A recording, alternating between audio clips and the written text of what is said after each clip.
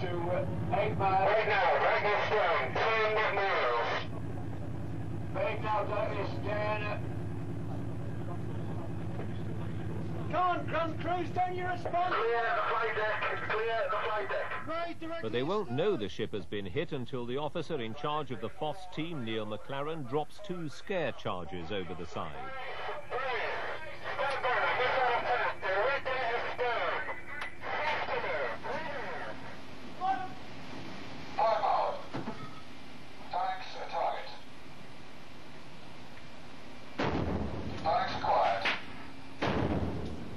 They may have known the raid was coming, but they won't know the kind of damage it'll cause, as that's being carefully orchestrated by the FOSS team. So the first sign of trouble appears as water flooding into the after engine room. After engine, we have a flood. Port side after engine room. Port side after engine room. MCR after engine.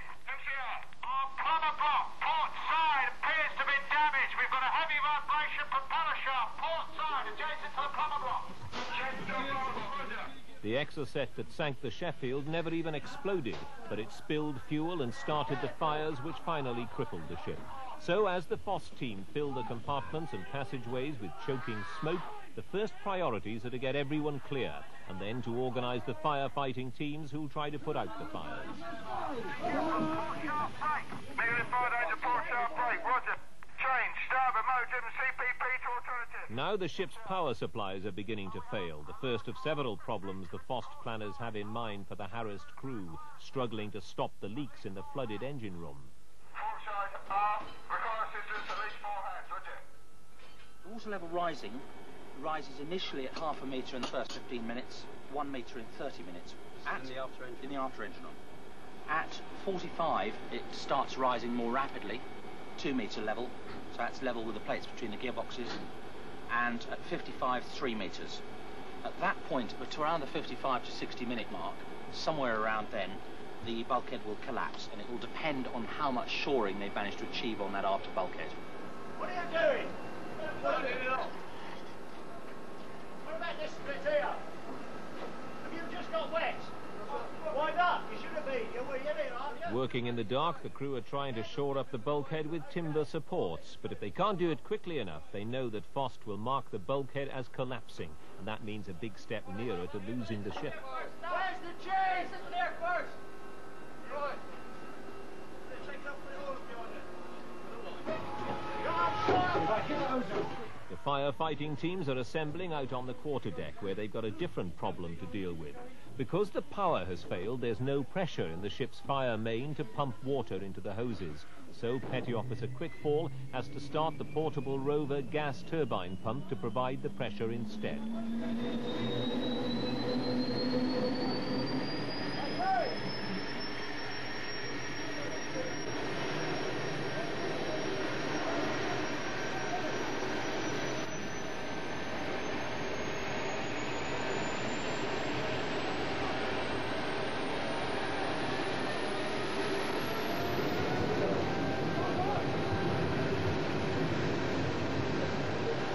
But it's not going as smoothly as it should. One of the FOSS staff sends Petty Officer Quickfall an order to stop the rover so that all the hoses are out of action. Then another FOSS man tells him to turn it back on again, adding to all the delay and confusion. The firefighters have no option. They have to do as FOSS tells them, but they still get criticised for it.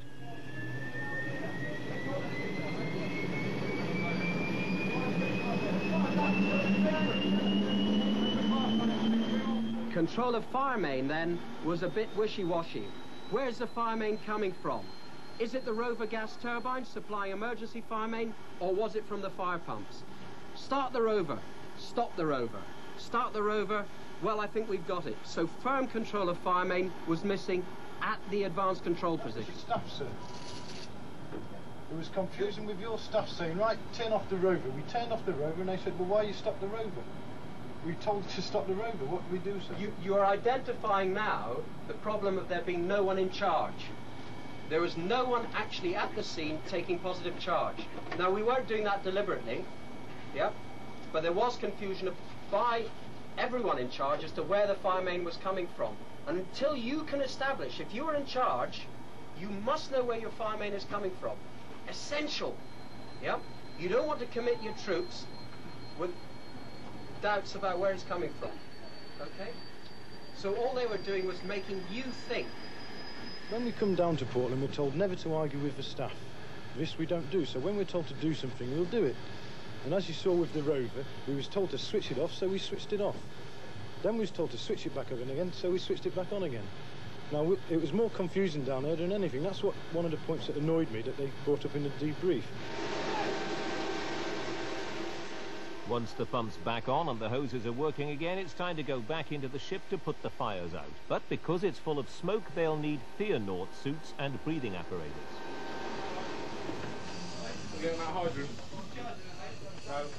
Even though it's only an exercise, the darkness and the smoke make the inside of the ship seem a strange and unfamiliar place, lit only by the beams of their helmet lamps as they search for fires, for damage and for casualties. And even in the middle of all this confusion, the war is still going on. Foster keeping things on the boil with more air attacks.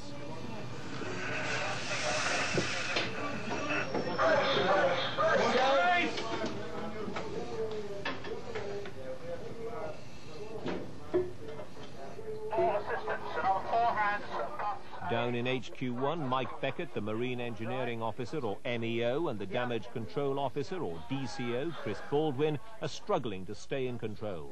Their biggest problem is in dividing the work between them, as the more senior officer has much more experience. They need 5 people. I'm trying to get hold of them.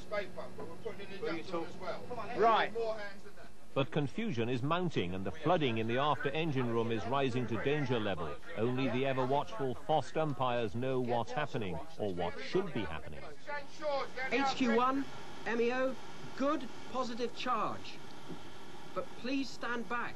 You're not the DCO. DCO became a glorified telephone answerer today and did not assist you in establishing the damage control picture. You are competent, Mike, you know what you've got to do, but let the other people help you, okay? Really, I wasn't allowed to do my job, because the MEO is very good at doing the job on his own anyway. So I ended up being a glorified telephone handler.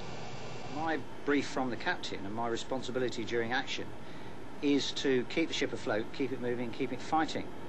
And although, as they see in a training role, the DCO, who has not done any courses, he's a lot younger than me and has less experience, if he's not producing the goods, I've got to jump in and take charge. And that is what I was doing. The MEO and myself managed to define our areas of responsibility. So assuming we have another exercise of that nature, that at least is one problem away from again. Yes. Sure. In the end, all the crew's efforts will be in vain. FOST decides it's time to turn the screw a little tighter.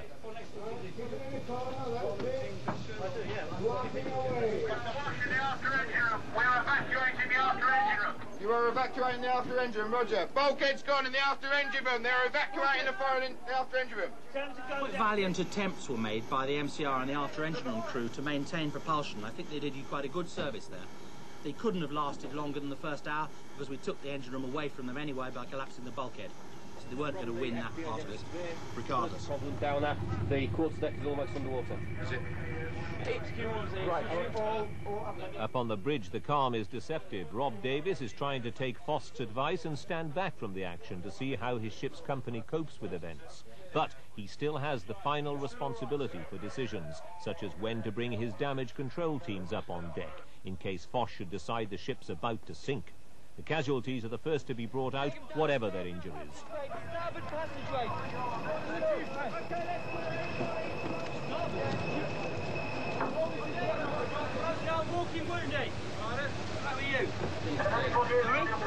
You're dead. I don't worry about you. Broken leg, okay. Stay there for a minute. Once the engine room's been flooded, the exercise is virtually over. Why? Because by now the ship would be very close to sinking. So it's time to bring the rest of the crew up to safety. It's been a long and